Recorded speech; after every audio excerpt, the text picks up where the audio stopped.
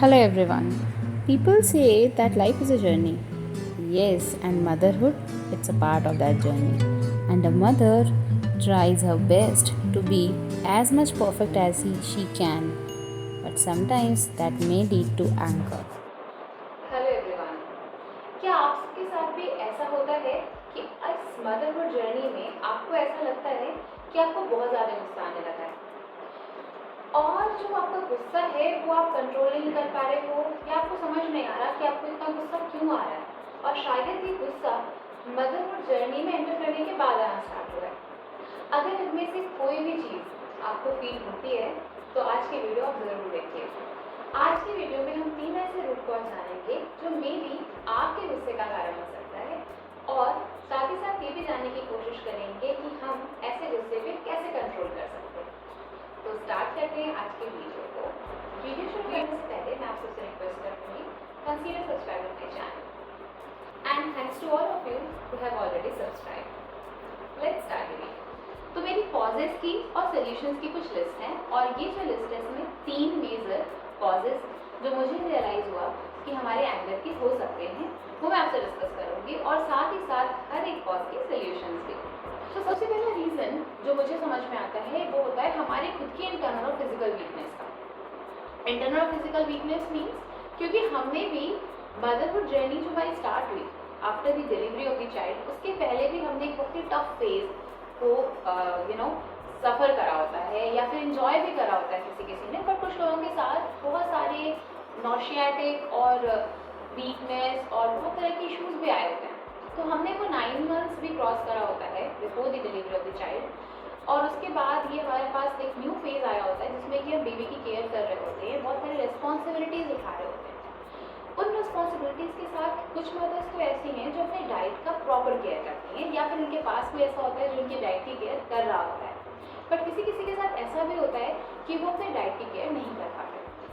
और अगर आप प्रॉपर डाइट नहीं ले रहे हो, जो सप्लीमेंट्स की रिक्वायरमेंट है लाइक कैल्शियम, आयरन, अगर वो आपने नहीं लिया है तो उसका आफ्टर इफेक्ट आपको देखने को मिलता है।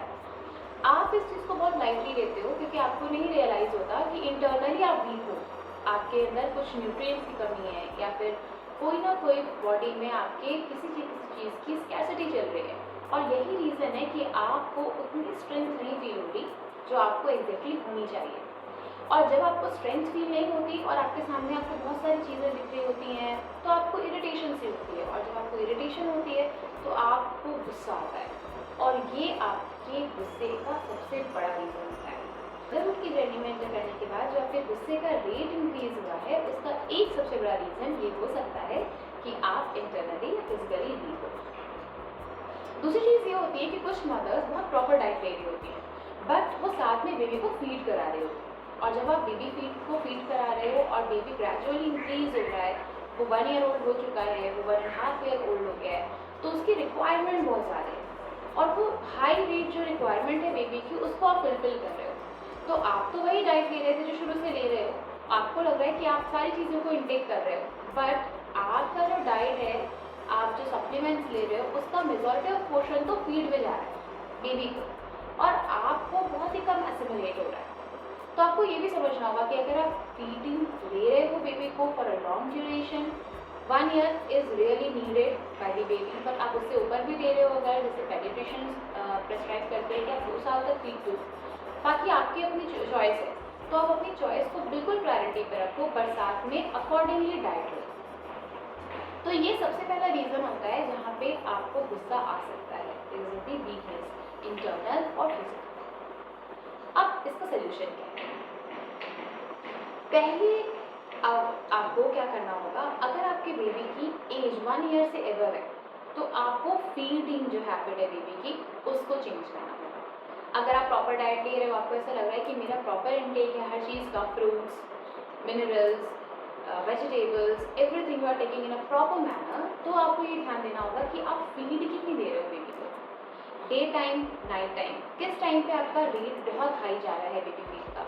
अगर डे टाइम पे आप ज़्यादा फीडिंग दे रहे हो तो आपको उसको कट डाउन करना होगा और नाइट टाइम की फीड को भी धीरे धीरे कट डाउन करना होगा। सो ग्रेजुअली जैसे जैसे आप बेबी की फीड को कम करके बेबी को सॉलिड फूड पर आप स्विच करोगे तो बेबी की भी हंगर जो होगी वो कंप्लीट होगी और आप भी वीकनेस को धीरे धीरे क्या कर रहे होगे, कवर कर रहे होगे। धीरे धीरे आपकी भी वीकनेस कम होने लगेगी और आप भी स्ट्रेंथ फील करने लगोगे। तो सबसे पहला सोल्यूशन तो ये है कि आपको बेबी की फीडिंग हैबिट को थोड़ा चेंज करना है, अगर आपको ऐसा लग रहा है कि may be that is the reason, और आपको फिर देखना है कि क्या इफेक्ट आ रहा है उसका आपके ऊपर, आपकी बॉडी पर। दूसरा, अगर आपका बेबी 1 ईयर से छोटा है और आप फीड देना ज़रूरी है आपके लिए, तो फिर आपको एक बार एक डॉक्टर से कंसल्ट करना चाहिए, जो आपकी गायनेकोलॉजिस्ट है, या फिर आप जिन भी डॉक्टर से कंसल्ट करते हो आपको एक बार कंसल्ट करना चाहिए। आपको एक बार पूछना चाहिए कि क्या मेरे अंदर कोई कमी तो नहीं है किसी चीज़ की, वाइटामिन की, कैल्शियम की, आयरन की, या किसी भी चीज़ की। आपको एक बार एक रेगुलर चेकअप पे जाना चाहिए और चेक करना चाहिए कि अगर आपके अंदर किसी चीज़ की कमी है तो अकॉर्डिंगली आपको मेडिकेशन प्रिस्क्राइब करेगा डॉक्टर, वो आपको लेना चाहिए। तो सबसे पहले आपको ज़रूरत है सेल्फ एनालिसिस की। जब आप खुद को एनालाइज करोगे और अकॉर्डिंगली उसके सोल्यूशन पे वर्क करोगे, सो मे बी आपके एंगर का रेट भी कम हो जाए और आप भी अच्छा फील करने लगो। अब आते हैं हमारे दूसरे रीज़न की तरफ, जानने की कोशिश करते हैं कि दूसरा रीज़न क्या हो सकता है। सो दूसरा जो हमारे एंगर का रूट कॉज होता है वो होता है बेबी की हैबिट्स। जनरली क्या होता है, हम डे टू डे लाइफ में जब अपने सारे हाउस होल्ड चोर्स कर रहे होते हैं, अपनी बाकी सारी रेस्पॉन्सिबिलिटीज़ को सम अप कर रहे होते हैं, और जब सम अप करके वापस लौटते हैं तो हम क्या देखते हैं कि बेबी ने मेस करा हुआ है, वो अपने टॉयज़ को उसने स्प्रेड करके रखा हुआ है, इधर उधर फेंका हुआ है, और बेबी ने कहीं पे आपने कोई चीज़ बहुत ऑर्गेनाइज करके रखी थी उसका डिसऑर्गेनाइजेशन कर दिया है। इस तरह की चीज़ें जो होती हैं फिर वो हमें कभी कभी तो हम उसे लाइटली लेते हैं, पर कभी कभी हमें वो एंगर में ले जाती हैं, गुस्से में ले जाती है, क्योंकि हमें लगता है कि हमने बहुत टाइम इसमें स्पेंड करा था इन चीज़ों को ऑर्गेनाइज करने में और बेबी ने सारे को ख़राब कर दिया। और क्योंकि हमारी लाइफ में ये चीज़ें नहीं होती हैं, हमने पहले नहीं देखी होती, पहले हमने पूरे ऑर्गेनाइज घर को देखा होता है, तो हमें इस चीज़ को अपनी लाइफ में लाने में टाइम लगता है और उसी से हमें कभी कभी गुस्सा आता है। तो उसका सल्यूशन क्या है?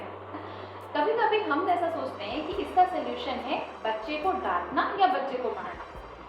तो एग्जैक्ट बोलूँ तो मेरा अपना एक्सपीरियंस रहा खुद का कि मैंने अपने बेबी को देखा है कि डांटने से शायद कभी काम चल भी जाए, पर मारने से इस एज में, अगर आपका बेबी जो है वो 2 ईयर ओल्ड है, 1 ईयर ओल्ड है, 2.5 ईयर ओल्ड है, तो उससे ज़्यादा कोई फ़ायदा नहीं होता, बल्कि बेबी हैबिचुअल हो जाता है। उसे ऐसा लगता है कि मैं ये काम करूँगी तो मुझे मम्मा मारेगी, वो मम्मा की आदत होगी, ऐसा फील करता है बेबी। और बेबी आपको टीज करने की कोशिश करता है, क्योंकि वो भी इतना छोटा है कि उसे समझ ही नहीं आ रहा कि मम्मा मुझे इस चीज़ के लिए डांट रही है। तो आपको इसका सोल्यूशन क्या निकालना होगा? इसका सोल्यूशन बहुत ही सिंपल है। आपको ये रियलाइज़ करना होगा सबसे पहले कि बच्चे ने किस तरह का मैस क्रिएट किया। क्या वो मैस नॉर्मल है? अगर एक बेबी घर में है तो बेबी ना होने से और बेबी के होने से घर में डिफरेंस आएगा। अगर बेबी खिलौना खेल रहा है तो वो मैस क्रिएट करेगा, दैट्स वेरी नॉर्मल। आपको क्या करना है? तो आपको क्या करना है, ये तो नॉर्मल है। आपको बच्चे के खेलने की प्लेस डिसाइड करनी है। वो आपके घर की ऐसी प्लेस होनी चाहिए, ऐसा कॉर्नर होना चाहिए जो आपके बाकी काम को हैम्पर ना करे, और बच्चा चाहे जितनी मैस करे आप उसको एक साथ इवनिंग में आप उसको डीक्लटर करके ऑर्गेनाइज करके सेट कर सकते। तो पहला सोल्यूशन तो आपको ये निकालना होगा, क्योंकि ये बच्चे की नॉर्मल हैबिट है। दूसरी चीज़, अगर बच्चे ने आपके ऑर्गेनाइजेशन को डिसऑर्गेनाइज करा है, आपने वो चीज़ सेट करी थी उसको वो डिसऑर्गेनाइज कर रहा है, तो आप क्या करें? तो उसके लिए आप ये देखने की कोशिश करो कि जो आप ऑर्गेनाइज कर रहे हो चीज़ों को, क्या वो बच्चे के रीच में है। अगर वो आपके बेबी के रीच में है तो उसको उसके रीच से हटाने की कोशिश करो, क्योंकि जब आप उसकी रीच से उसको हटा दोगे तो वहाँ तक नहीं पहुँच पाएगा, तो वो उसको डिसऑर्गेनाइज नहीं करेगा तो ना आपको गुस्सा आएगा, ना आप अपना गुस्सा बच्चे पर उतारोगे। तीसरी बात क्या है? तीसरी चीज़ हमें ये समझने की है कि अगर बच्चा सच में कुछ ऐसा मैस क्रिएट कर रहा है जो डेंजरस हो सकता है या फिर जो सच में गलत हैबिट है, तो आपको बच्चे को समझाना होगा। ये एज वो नहीं जिस पर हम बच्चे को मार सकते हैं, हम उसे समझा सकते हैं। हम उसे ये बोल सकते हैं कि ये हैबिट अच्छी नहीं है, ऐसा नहीं करो, या फिर अगर नहीं ना बोलने की बजाय ऐसा बोल सकते हैं कि इसकी जगह अपने टॉयज से खेलो। या फिर अगर आपको ऐसा लगता है कि बच्चे को आप किसी चीज़ से, बहुत सारी चीज़ों से बच्चों को डराना अच्छा नहीं होता, पर जैसे हमने अपने बेबी को डरा रखा है टाइगर से, तो अगर हमें ऐसा लगता है कि वो कुछ ऐसा मैस क्रिएट कर रही है जो हमें समझाना चाहिए कि ऐसा नहीं करो, तो हम उसे ऐसे डराते हैं कि अनायशा टाइगर आ गया, और उसे ऐसा लगता है कि हाँ सच में टाइगर आ गया, और वो चीज़ें करना छोड़ देती है। तो आपको आपको अपना दूसरे गुस्से का रीज़न समझना होगा कि क्या बेबी की हैबिट से आपको गुस्सा आ रहा है। अगर आ रहा है तो आप इनमें से जो भी सोल्यूशंस आपको लगते हैं कि आप फॉलो कर सकते हैं उसको फॉलो करो। मे बी आपको उसका सोल्यूशन मिल जाए और आपको गुस्सा आना कम हो जाए। और अब आते हैं हमारे तीसरे और आखिरी रीज़न पर, जो मुझे और रियलाइज़ हुआ कि हमारा एक गुस्से का रीज़न हो सकता है, वो होता है हमारी इमोशनल वीकनेस।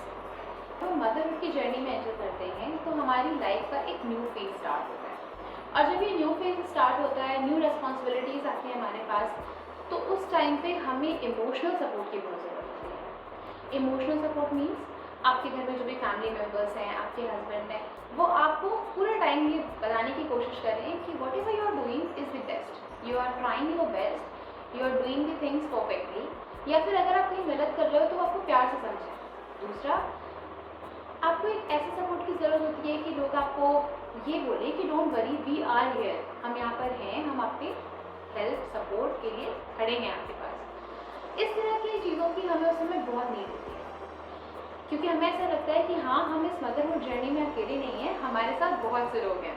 तो अब इसका सोल्यूशन कैसे निकालें? हमें क्या होता है, हमें जब ये इमोशनल वीकनेस लगी, हमें जब भी ऐसा एनालाइज हो, पहले हमें सेल्फ एनालाइज करना होगा कि हमें इमोशनल वीकनेस या इमोशनल सपोर्ट की नीड क्यों लग रही है। ऐसा हो सकता है जैसे कि आपने हाउस होल्ड चोर्स कर रहे हो आप, ठीक है, और आपने ज़्यादा रिस्पॉन्सिबिलिटी ले ली है घर के कामों की, और उस कारण से आप प्रोफेशनल लाइफ और अपने बेबी को के केयर करने में बैलेंस नहीं कर पा रहे हो। अगर आपको ऐसा रियलाइज़ हो रहा है तो sit with your husband, discuss it with your husband, maybe he will be going to have a solution for that. या फिर आप एक हाउस हेल्प रख सकते हो जो आपके एक्स्ट्रा हाउस होल्ड चोर्स को भी कंप्लीट कर दे और आपको टाइम मिल पाए कि आप अपने प्रोफेशनल लाइफ को और बेबी केयर को इनको बैलेंस कर पाओ। इसके अलावा अगर कभी आपको ऐसा लग रहा है कि आप पूरे टाइम बेबी की केयर में ही इन्वॉल्व हो गए हो, पूरी बेबी सिटिंग ही कर रहे हो, और आपको ऐसा लग रहा है कि नहीं, मैं अपने बाकी जो प्रोफेशनल लाइफ है या फिर जो करियर ओरिएंटेड वर्क है या मी टाइम है वो नहीं मिल पा रहा मुझे, तो वहाँ पे आपको क्या नीड है, वहाँ पे आपको ये चीज़ उनके साथ डिस्कस करनी होगी जो आपके साथ रह रहे हैं, आपके फैमिली मेम्बर्स। अगर आप जॉइंट फैमिली में हो तो मे बी आपके पास बहुत सारे फैमिली मेम्बर्स होंगे, आप उनसे डिस्कस कर सकते हो कि आप हाफ एन आवर के लिए, 1 आवर के लिए मेरी बेबी को देखो या अपने बेबी को देखो, और मुझे थोड़ा टाइम मिल जाएगा, मैं कुछ अपने करियर ओरिएंटेड वर्क कर पाऊँ। अगर आप न्यूक्लियर फैमिली में रहते हो तो आप हस्बैंड से डिस्कस करो कि क्या मुझे इवनिंग टाइम में, जब आपको ऑफिस टाइम नहीं है, तो आपसे टाइम मिल सकता है हाफ एन आवर का, 1 आवर का, ताकि मैं मी टाइम निकाल सकूँ, मैं कुछ अपने काम कर सकूँ। और हस्बैंड्स बहुत सपोर्टिव होते हैं इस कंडीशन में, वो ज़रूर आपकी हेल्प कर रहे हैं। अगर आपके पास ऐसी कंडीशन हो जा रही है कि हस्बैंड को टाइम नहीं है, वो किसी ऐसे प्रोफेशन में है कि वो रात के 9-10 बजे आते हैं, तो ऑफकोर्स आपके पास टाइम नहीं बचेगा मी टाइम का। तो उस केस में आप क्या करो? उस केस में आपका एक बहुत सिंपल सा सोल्यूशन है कि आप एक बेबी सिटर रख सकते हो फॉर 1 आवर, फॉर 2 आवर्स, जो आपके सामने आपके बेबी को देख रहा है, और आप अपने मी टाइम को उसके साथ साथ या अपने प्रोफेशनल वर्क को उसके साथ पैरेलली मैनेज कर पा रहे हो। या फिर आप अपने बेबी की स्लीपिंग स्केड्यूल्स बनाइए, मतलब उसको ऐसे टाइम पे सोने का स्केड्यूल बना दीजिए कि दिन भर में जब आप अपने हाउस होल्ड चोर से फ्री हो जा रहे हो, आपको टाइम है, आपने प्रॉपर रेस्ट ले लिया है, उस समय आपका बेबी सो रहा है और आपके पास फुल ऑन टाइम है, हाफ एन आवर का, 1 आवर का, जिसमें कि आप अपने इस तरह के जो लेज़र वर्क है उनको कर सकते हो। तो इस तरीके से आपको ये इमोशनल सपोर्ट के सॉल्यूशंस निकालने होंगे। इसके बाद एक और चीज़ होती है इमोशनल वीकनेस में कि हमारी एक्सपेक्टेशंस बहुत ज़्यादा होती हैं। जब हम मदरहुड जर्नी में एंटर करते हैं तो हमें ऐसा लगता है कि हमने भी एक न्यू लाइफ स्टार्ट करी है और हमारी पूरी दुनिया, मतलब पूरी फैमिली बहुत सपोर्ट करी है। तो ये जो एक्सपेक्टेशन है इसे हमें थोड़ा सा कम करना पड़ता है। क्यों? क्योंकि जो बाकी पूरी फैमिली मेम्बर्स हैं उनकी अपनी अपनी रिस्पॉन्सिबिलिटीज़ हैं, और उन रिस्पॉन्सिबिलिटीज़ के साथ आपकी रिस्पॉन्सिबिलिटी को शेयर करना उनके लिए भी बहुत ज़्यादा पॉसिबल नहीं हो पाता है। जब पॉसिबल होता है तो ऑफकोर्स वो हेल्प करते हैं, तो हमें थोड़ी सी एक्सपेक्टेशंस को कम करना पड़ता है। और अगर हमारी एक्सपेक्टेशन है किसी से तो वो हमें उसे बोलना पड़ता है। अगर आप ये सोचोगे कि आप बैठे हो और आप चाह रहे हो कि आपका हस्बैंड आपकी हेल्प करे, पर आप बोलोगे नहीं, तो फिर सामने वाले को समझ नहीं आएगा, क्योंकि everyone is engage in their life, सब अपनी लाइफ में बिजी है, बहुत सबका बिजी स्केड्यूल है, तो वो नहीं सोच पाएगा कि आपकी कोई ऐसी एक्सपेक्टेशन है। इसलिए अगर आप एक्सपेक्ट कर रहे हो, चाहे अपने हस्बैंड से या किसी भी फैमिली मेम्बर से, तो आप उन्हें बताओ कि मेरी एक्सपेक्टेशन है, मैं ये चाहती हूँ कि मुझे भी थोड़ा सा टाइम मिले या मुझे भी आपसे ये सपोर्ट मिले। मे बी जिनसे आप एक्सपेक्ट कर रहे हो उन्हें भी समझ में आएगा, उन्हें भी रियलाइज़ होगा कि आपकी जो एक्सपेक्टेशन है वो बहुत ही जेन्युइन है और मे बी वो आपकी एक्सपेक्टेशन को फुलफिल कर रहे हैं। तो ये है वो 3 रीजंस जो मुझे लगता है मेजरली मदरहुड जर्नी में हमें गुस्सा दिलाने के कारण होते हैं और उनके साथ जो मैंने आपको सजेशंस दिए, आई होप वो आपको हेल्प करें अपने गुस्से को कम करने में। तो अगर आपको ये वीडियो अच्छी लगी है तो please hit the like button and share this video with whosoever you feel like, for all with all those mothers जिन्हें आपको लगता है कि नीड है, जो परेशान है अपनी इस नई जर्नी में थोड़ी। और आप सब्सक्राइब करो इस चैनल को और नेक्स्ट वीडियो में फिर मिलते हैं। Till then take care and take good care of yours. Bye.